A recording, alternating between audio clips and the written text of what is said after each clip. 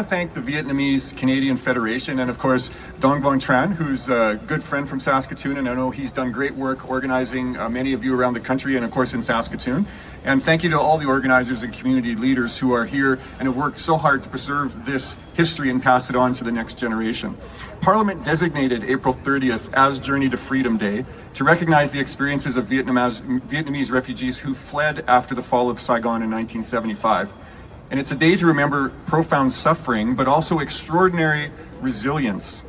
For many Vietnamese Canadians, April 30th is also Black April, a solemn day of mourning, and it marks the loss of a homeland, the collapse of the Republic of Vietnam, and the beginning of persecution, imprisonment, displacement, and hardship for countless people from the South.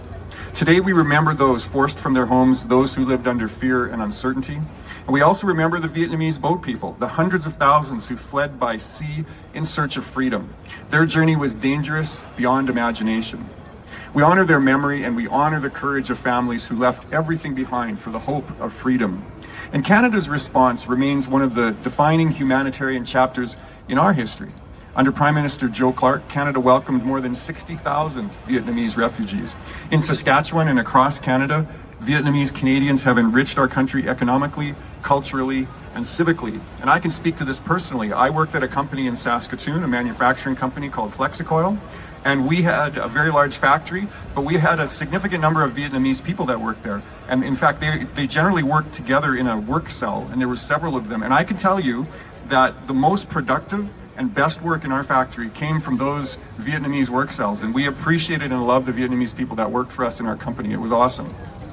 And I'm also, yes, absolutely. And of course, I'm old, so I actually remember 1975. I remember as I was a kid seeing the images of these boats coming to Canada, so it's very, very clear in my memory. So to the survivors and first generation refugees here today, we recognize that this history is not distant. Many still carry the trauma of what was lost, what was endured, and what it took to begin again. And your stories, they matter.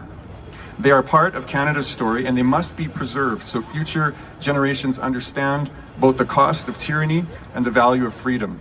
And you know, I see these signs here that say, "Thank you, Canada." And so on behalf of Canada, you're very welcome. But I also want to say, I want to say on behalf of Canada, thank you, Vietnamese people, for coming here. Thank you for what you've added to our country, all the things that you've done. You've made our country better, stronger because of your presence here. So thank you, thank you, thank you.